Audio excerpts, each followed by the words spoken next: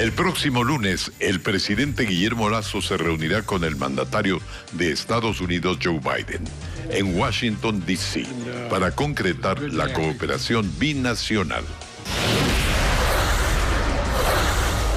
Ecuador niega el salvoconducto para el asilo diplomático a la exministra correísta María de los Ángeles Duarte, concedido por Argentina.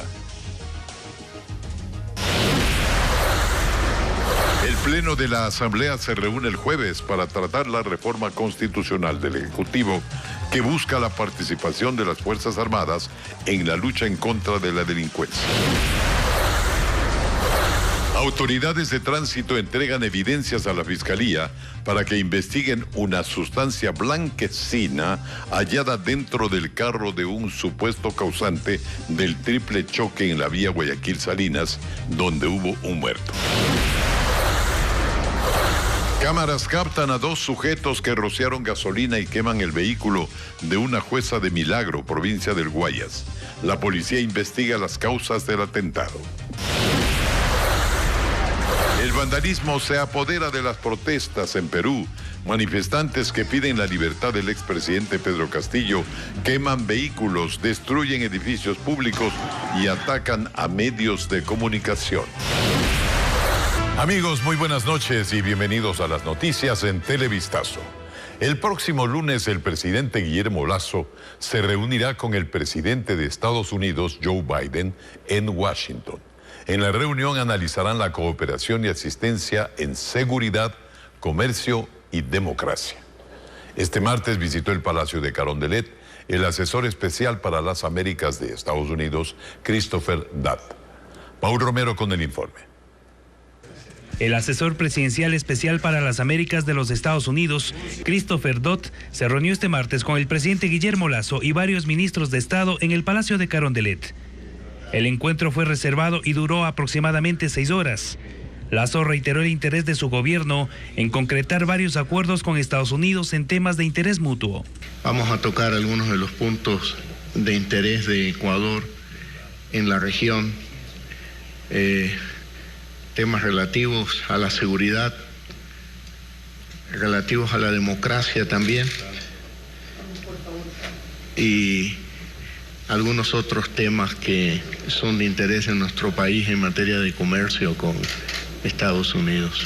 El alto funcionario de la Casa Blanca señaló que existen coincidencias entre Quito y Washington, en particular con el plan de seguridad que Ecuador implementó para la lucha contra el crimen organizado y el narcotráfico. Podemos siguiendo trabajando juntos. De acuerdo, por supuesto que sí. A ver si aquí apoyando su gobierno, apoyando a sus colegas. No quiere decir que de cada punto no estamos en disagreements, cosas, pero en los puntos más importantes no podemos salir con algunas cosas que necesita Ecuador, que necesita los Estados Unidos. De acuerdo. El gobierno ecuatoriano solicitó la cooperación de Estados Unidos para la implementación de este plan que supera los $5.000 millones. Este y otros temas de la agenda bilateral serán abordados directamente entre los mandatarios Guillermo Lasso y Joe Biden el próximo lunes en Washington. Christopher Dodd se retiró del Palacio de Carondelet sin dar declaraciones, en medio de un importante operativo de seguridad. A la reunión le acompañó el embajador de Estados Unidos, Michael Fitzpatrick, entre otros delegados de la Casa Blanca.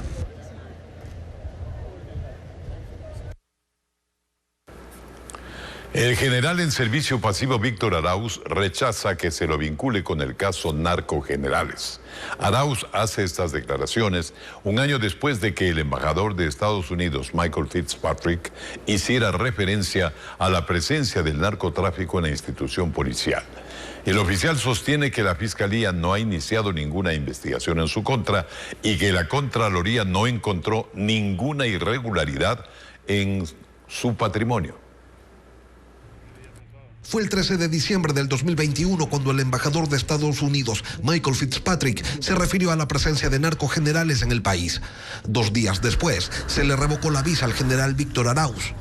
Él señala que no hay nada que lo vincule con actividades delictivas. ¿Es usted un narcogeneral? Me sorprende su pregunta, Lenny, y contundentemente le digo pues que no.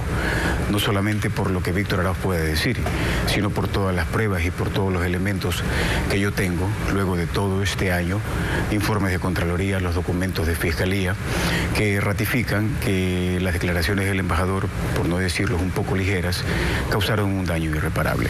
Sin embargo, el embajador de Estados Unidos se ha ratificado en sus declaraciones sobre infiltraciones del narcotráfico y del crimen organizado en instituciones como la Policía Nacional. Estamos aplicando sanciones penales y civiles y, por supuesto, negando visas a los corruptos y a sus familiares. En agosto del 2021, Arauz fue separado de la institución policial. Apeló ante la justicia común, se ordenó que sea reintegrado, pero meses después salió de la policía.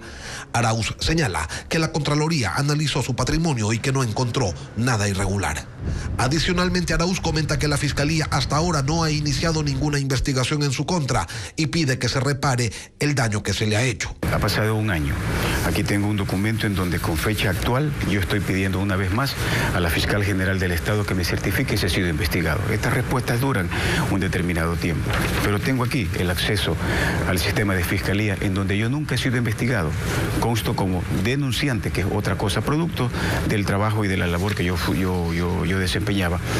Sin embargo, Arauz reconoce la posibilidad de que el narcotráfico sí haya contaminado a la Policía Nacional. Debe haber casos en donde lamentablemente este mal tiene todos los medios y todas las formas para poder infiltrarse y que pueda haber elementos policiales que lamentablemente caigan en esa tentación. ¿Altos oficiales?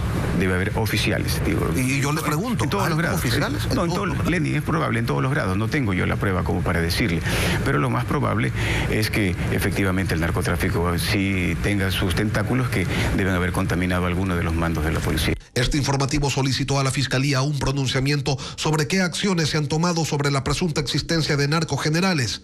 A través de un correo electrónico nos indicaron que no es procedente atender a la solicitud por encontrarse aún en investigación previa.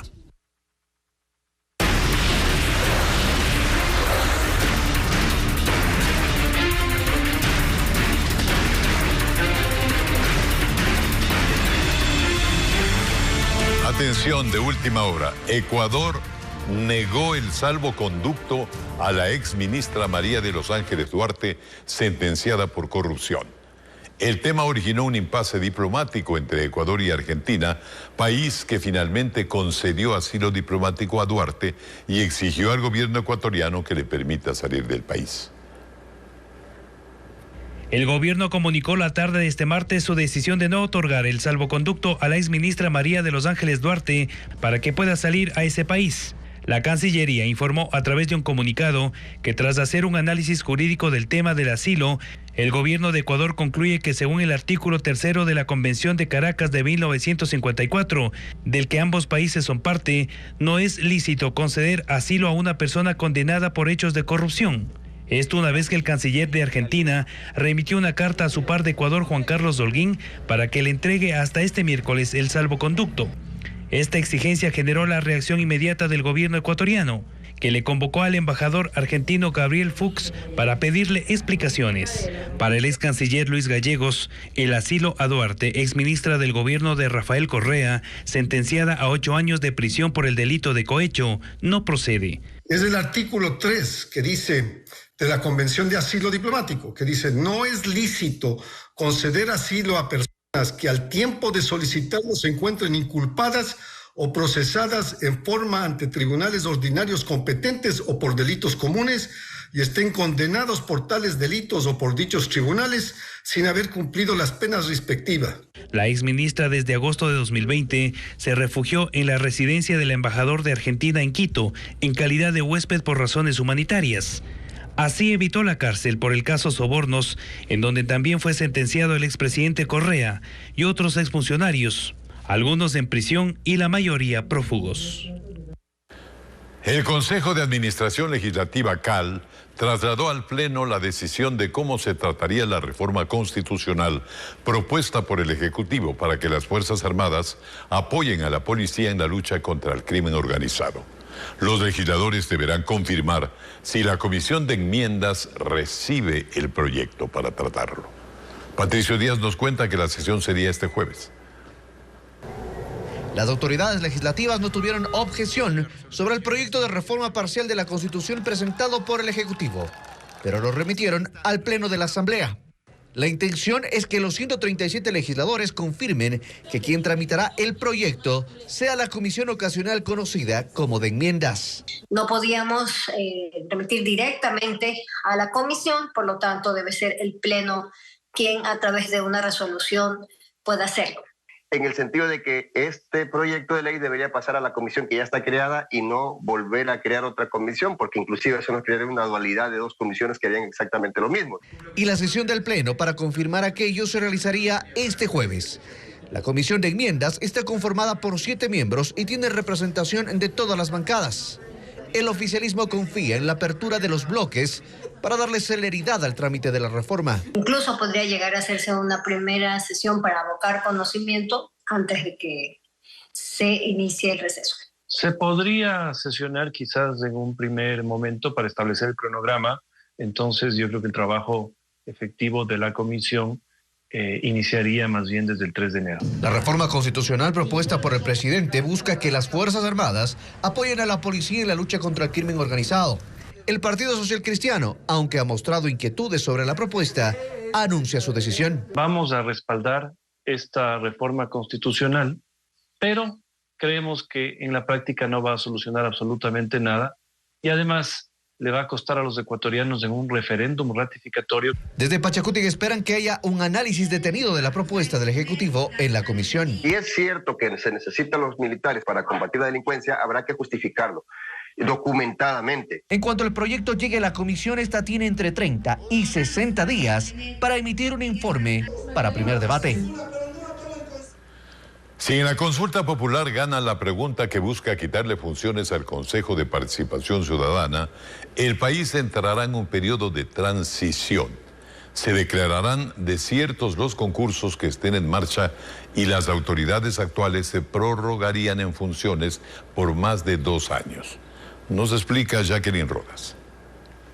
El próximo 5 de febrero se preguntará a los ecuatorianos si están de acuerdo con quitarle al Consejo de Participación la facultad de designar autoridades y pasarla al legislativo. Si gana el sí, el país entrará en un régimen de transición. Se declararán desiertos los concursos que estén en marcha y varias autoridades se prorrogarán en funciones. El Ejecutivo tendrá 6 meses para enviar las reformas que regulen los cambios. La Asamblea, 1 año para tramitar las leyes necesarias, tiempo que podrá extenderse hasta por 3 meses más. Constitucionalistas explican lo que esto conlleva. Yo creo que el tema del Contralor es el ejemplo máximo de pérdida de institucionalidad que hemos tenido precisamente porque no tenemos un titular ya desde hace muchísimo tiempo y de no nombrarse el Contralor hasta febrero del 2023, lo más probable es que se prorrogue, ¿no?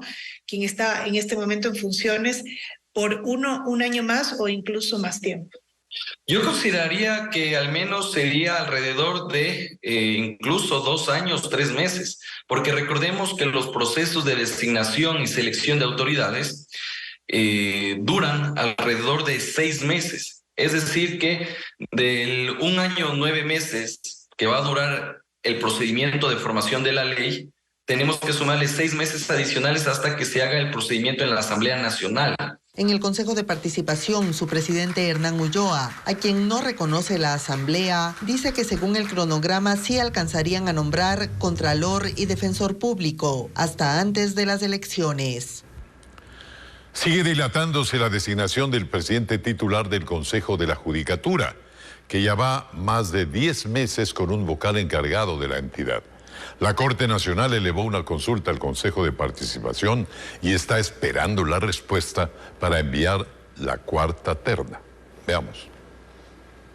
Desde que María del Carmen Maldonado renunció a la presidencia del Consejo de la Judicatura, ya han pasado 10 meses y la entidad sigue sin titular. El vocal Fausto Murillo continúa encargado. El puesto se convirtió en motivo de una pugna institucional que aún no se resuelve. Luego de 3 ternas fallidas entregadas por el presidente de la Corte Nacional de Justicia, Iván Saquicela, se espera la cuarta. Este lunes envió un oficio al Consejo de Participación para que aclare el alcance de la última lista, que fue devuelta por votación de la mayoría liderada por Hernán Ulloa. En el documento, Saquicela indica: el Pleno de la Corte Nacional de Justicia, en sesión extraordinaria celebrada el 8 de diciembre de 2022, resolvió que se consulte si la decisión de devolver la terna involucra solamente a los postulantes Marco Tello y Andrés Mogrovejo o incluye también a la postulante Alexandra Vallejo. Ulloa dice que eso lo resolverán esta misma noche. Responderemos y daremos un plazo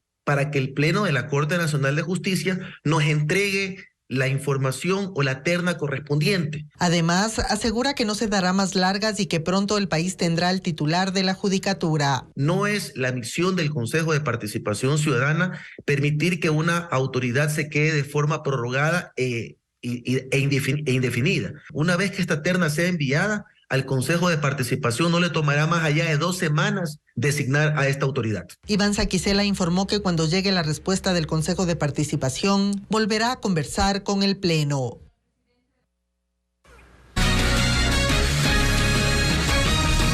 Aquí estamos nuevamente para seguir informando. 2 delincuentes rociaron con gasolina el vehículo de una funcionaria judicial y le prendieron fuego. Esto ocurrió en Milagro y la policía está investigando el hecho. No descarta que el ataque tenga relación con los procesos judiciales que han estado en manos de la jueza. Ocurrió la mañana de este martes en el sector de Las Piñas, en Milagro. Como se observa en esta filmación de cámaras de seguridad, 2 sujetos que se movilizaban en una moto rociaron con combustible un vehículo y le prendieron fuego. No hubo víctimas. Por llamada del ECO 911 nos trasladamos al sector de Las Piñas, lugar en el cual pudimos observar un vehículo que ya estaba incinerado. Personal del Cuerpo de Bomberos acudió a atender la emergencia. El vehículo que fue incendiado es de una jueza. Se indicó además que los atacantes dejaron en el lugar fotografías de los hijos de la funcionaria.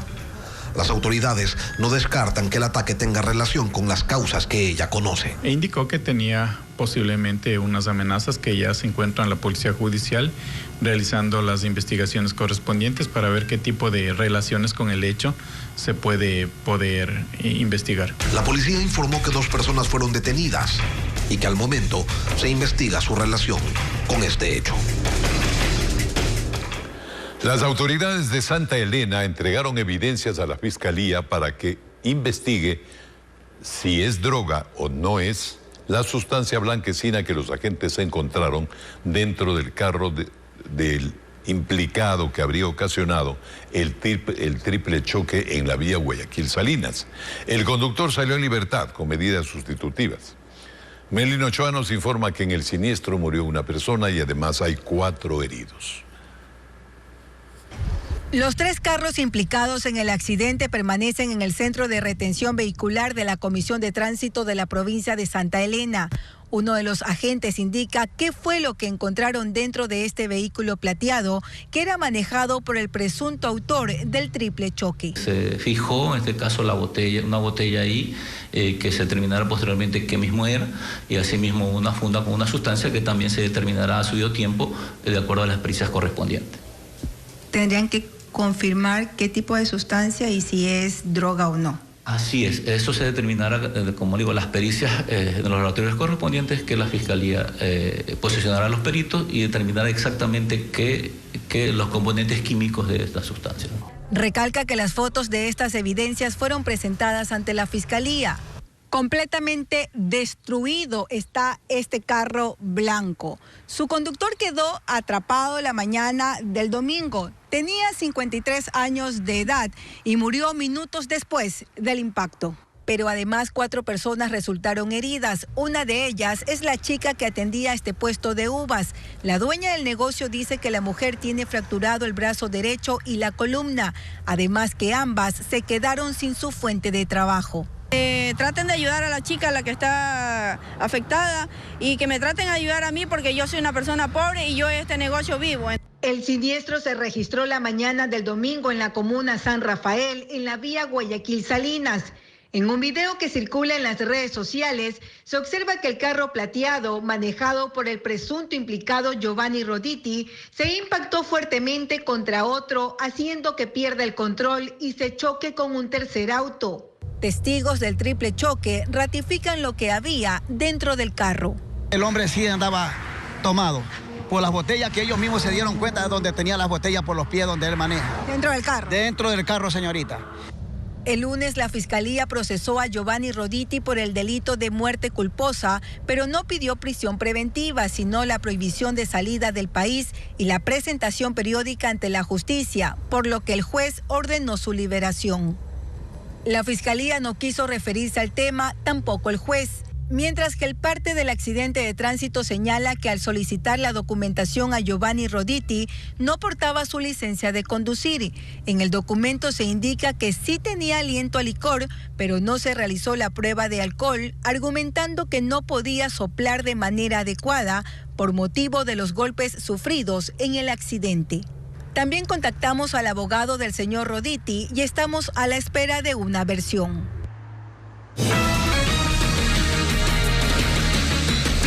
Seguimos informando. Quito registra un incremento acelerado de casos de COVID-19. Los laboratorios aseguran que actualmente 7 de cada 10 pruebas son positivas. Especialistas aseguran que recién a mediados de enero se alcanzará el pico de contagios en el país en esta etapa de la pandemia. Hay que cuidarse. Cara Delgado con el informe.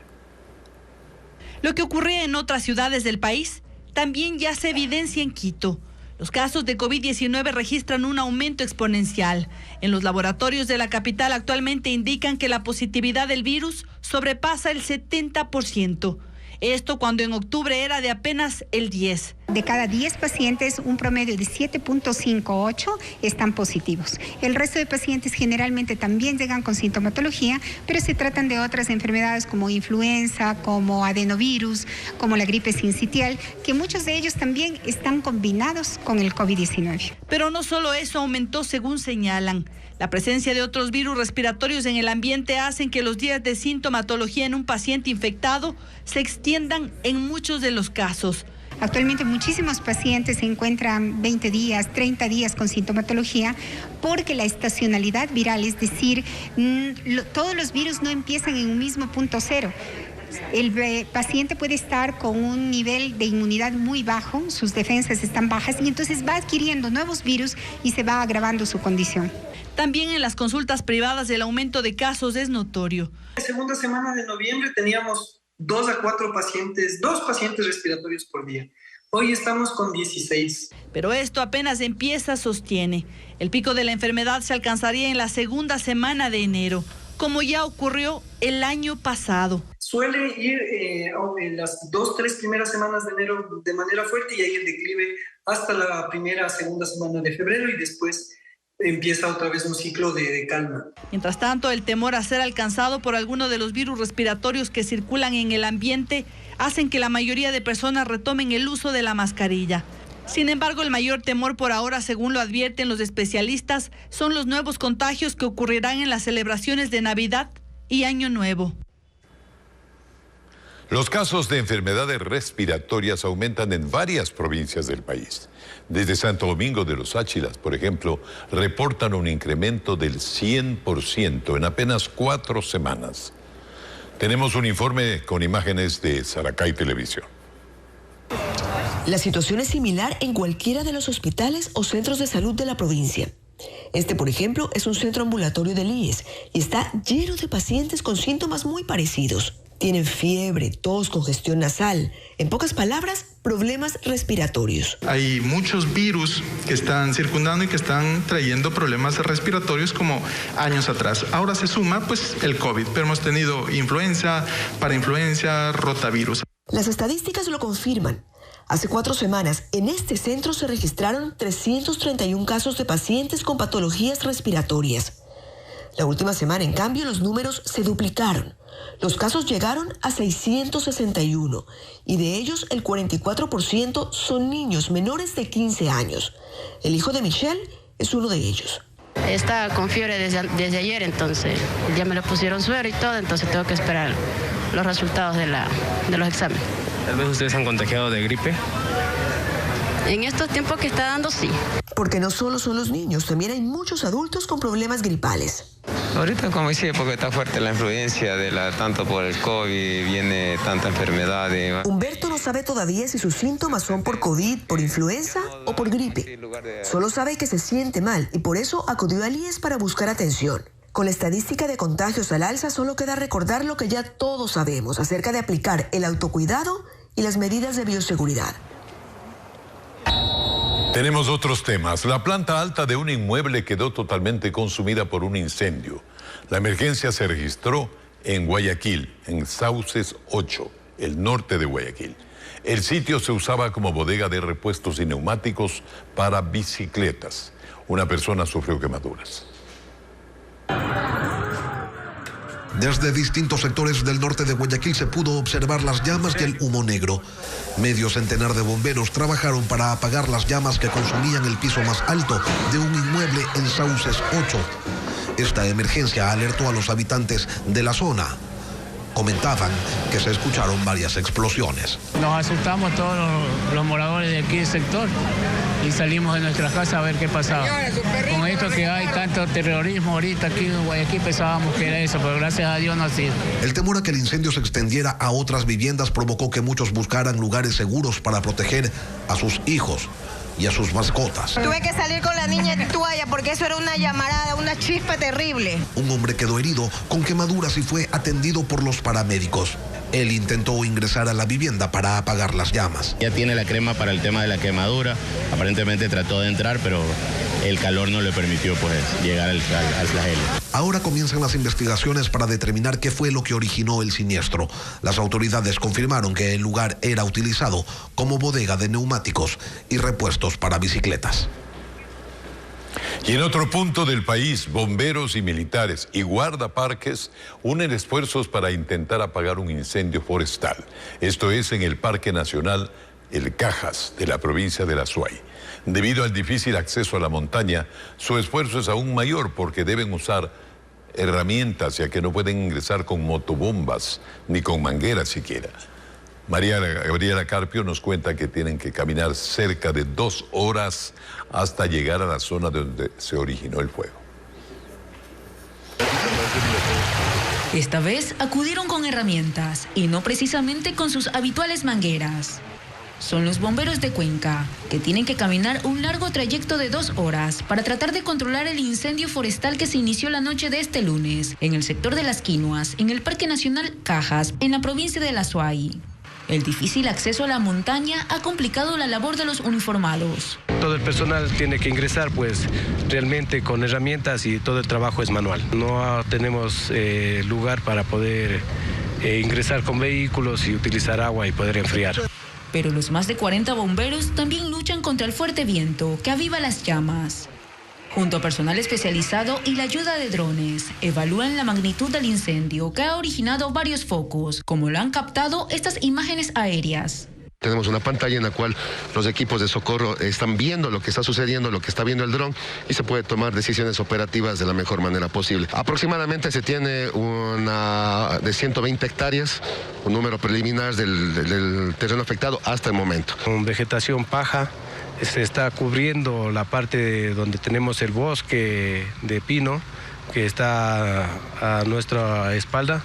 A la par, iniciaron una investigación para determinar si el fuego fue provocado.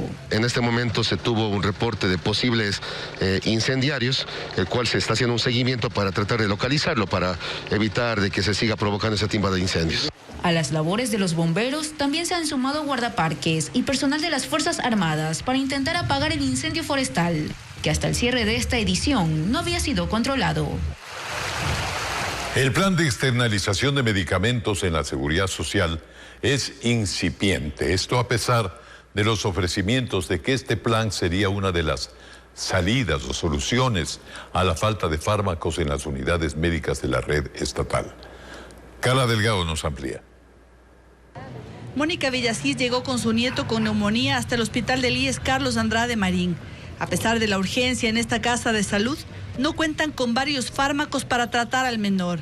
La amoxicilina, Ventolin, paracetamol, toda la receta. Y aunque a tan solo media cuadra del hospital se encuentra un letrero que dice Plan Medicina Cerca, que es la estrategia con la que el IES buscaba suplir la falta de medicinas de sus unidades médicas a través de farmacias particulares, a ellas igual les tocó comprar con sus recursos. ¿Pero qué tanto funciona este plan de externalización de medicinas en la seguridad social? En Quito solo se dispuso en el Hospital Carlos Andrade Marín y en esta única farmacia, en donde apenas por ahora se dispensan unas 30 recetas al día. Esto cuando en el hospital, que es el más grande del IES, se atienden unos 60,000 pacientes al mes, solo en consulta externa. Otro afiliado indica que aunque el plan funciona en Quito desde agosto, recién hoy logró que le entreguen una receta completa a través de este sistema. Yo tomo loratadina, por ejemplo, esa no me daban, pero losartán, que es un antihipertensivo, ese sí me daban. Ahora necesito la torvastatina. Gabriel Orihuela, presidenta de la Fundación Pacientes de Ecuador, sostiene que el plan en el IES aún no termina de aterrizar, pues la idea era de que todas las unidades médicas de esta red en el país articulen con farmacias privadas para solucionar el desabastecimiento de fármacos. No era sencillo implementar un programa de externalización de farmacias sin solucionar primero la raíz del problema.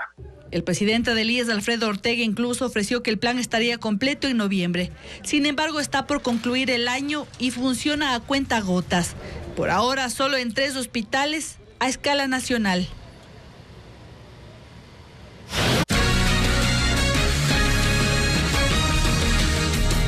Seguimos.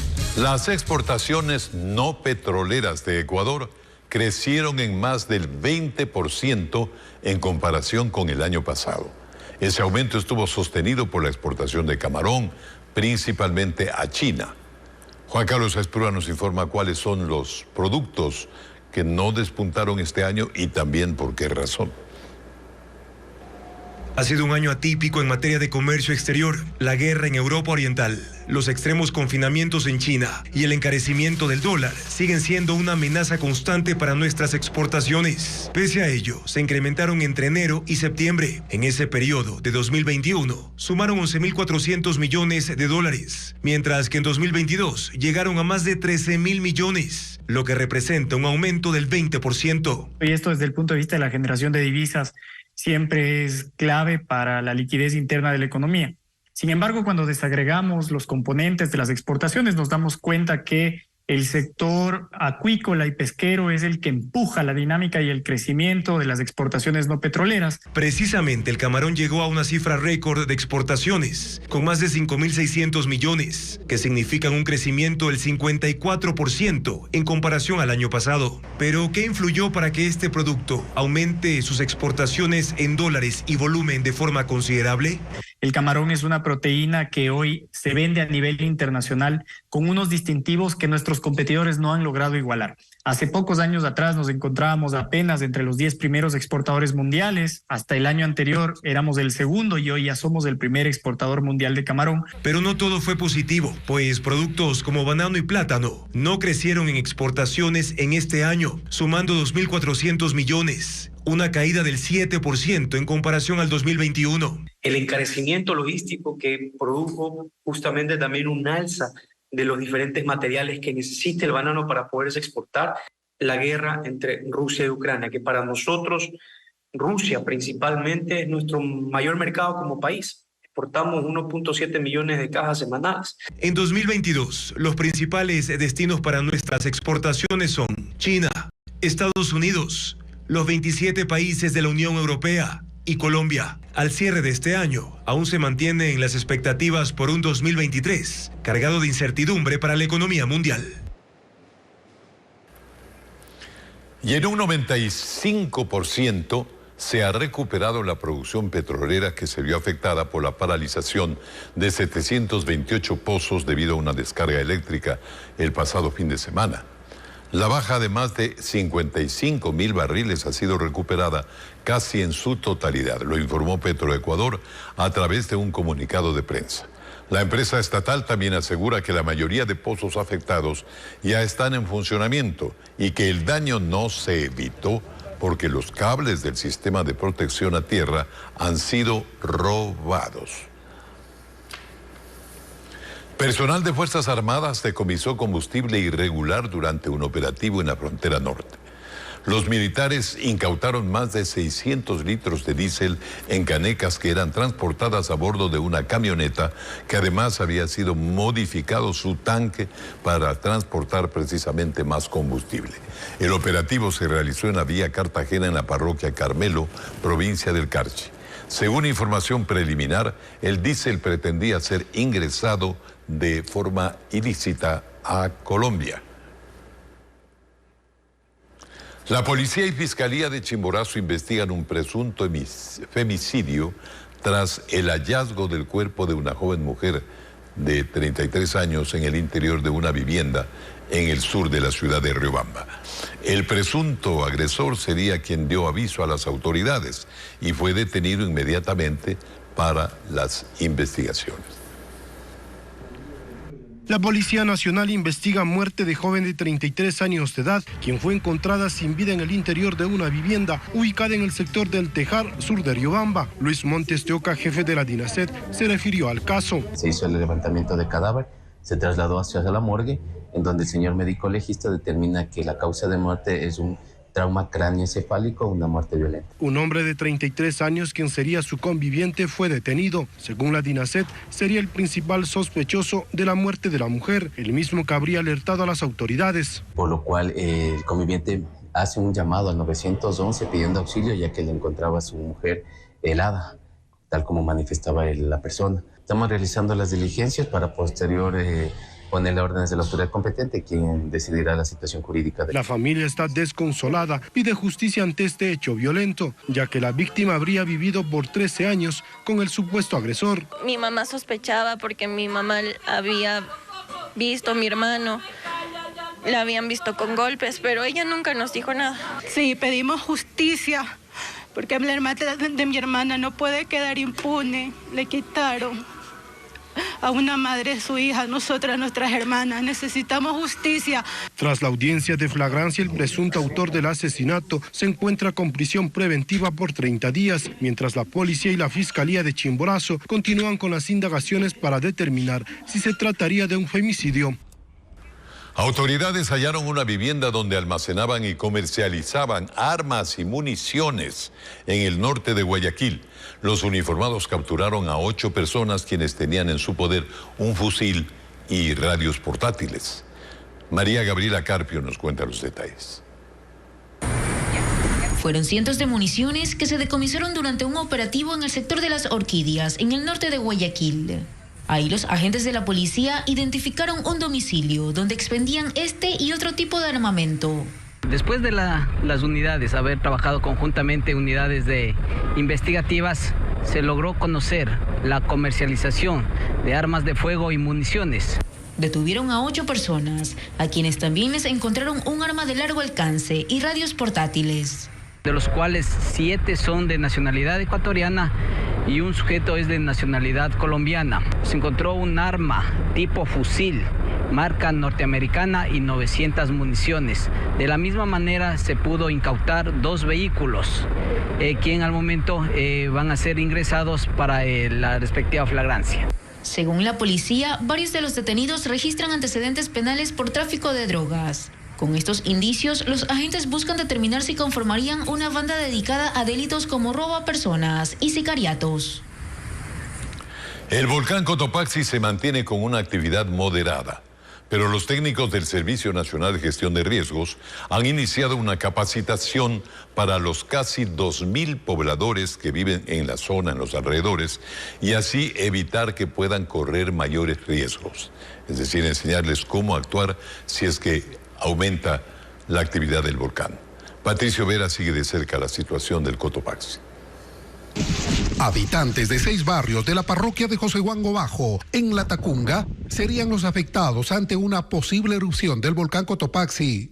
Es por eso que técnicos del Servicio Nacional de Gestión de Riesgos iniciaron un proceso de capacitación. Así lo informó Cristian Torres, director general de esta institución. Se entrega el folleto con las medidas de protección. De hecho, los equipos tienen una tablet, un equipo en el cual le muestran al dueño de casa dónde está ubicado, si está en riesgo o no, y dónde son las zonas seguras a las que puede ir en caso de un incremento de actividad. Eduardo Pucuji reside en el barrio Agua Clara y es una de las 2.000 personas que viven en la zona de riesgo. Es por eso que hace un pedido. Un albergue para reunirnos toda la familia allá al albergue, todo el barrio. Al momento se ha determinado 5 albergues ubicados en sitios seguros en caso de que se tenga que evacuar. Nosotros tenemos como Servicio Nacional de Gestión de Riesgo camas, cocinas, entre otros, que serán movilizados según vayan la demanda creciendo. Iván Viera, presidente del GAD parroquial de Cocebango Bajo, pide que las capacitaciones sean más prácticas. La gente aprende muchísimo más en el tema de los simulacros porque se van dando las cosas al momento de evacuar, por ejemplo, las zonas seguras. En los últimos días, el volcán ha emitido vapor de agua acompañado de gases con una altura de 500 metros desde el cráter. Así lo confirma Marco Almeida, geólogo del área de vulcanología del Instituto Geofísico. Al momento el volcán Cotopaxi se encuentra con una actividad interna y superficial catalogada como moderada, con una tendencia ascendente. Evacúe y diríjase al punto de encuentro. La alerta amarilla se mantiene y para la última semana de diciembre, el Servicio Nacional de Gestión de Riesgos prepara un simulacro de evacuación en sitios seguros, en donde todos los moradores del lugar participen. De ver una exposición diferente a la mayoría en la que se respire el ambiente de Navidad, le contamos que hay 500 pesebres en miniatura exhibidos de forma gratuita para que todos ustedes puedan admirarlos. Están en la Casa de la Cultura Núcleo del Guayas. Y aquí les mostramos más. Cada uno de estos nacimientos está repleto de detalles por descubrir.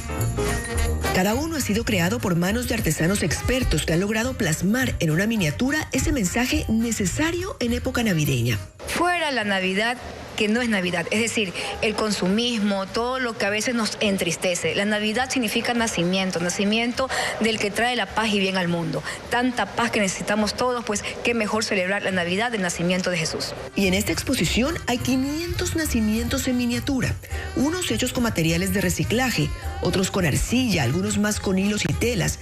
En fin, la idea es que quien vaya a verla encuentre una variedad enorme y que admire la riqueza de los detalles en cada una de estas obras de arte. Pero no solo eso.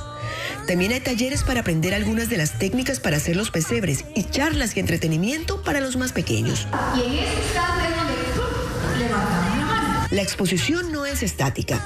Hay algunos de estos nacimientos que están a la venta, así que los artesanos están ahí mismo entregando sus productos y creando otros para ponerlos en exhibición. Y lo mejor de todo es el precio de la entrada a este evento. La entrada es completamente gratuita y todos los talleres y eventos que se den alrededor de la exposición son completamente con entrada libre, solo con el gusto de venir a vivir el verdadero sentido de la Navidad. La muestra estará abierta hasta el domingo 18 de diciembre. Es en la Casa de la Cultura y la gente puede asistir de martes a sábado, desde las 8:30 de la mañana hasta las 5 de la tarde.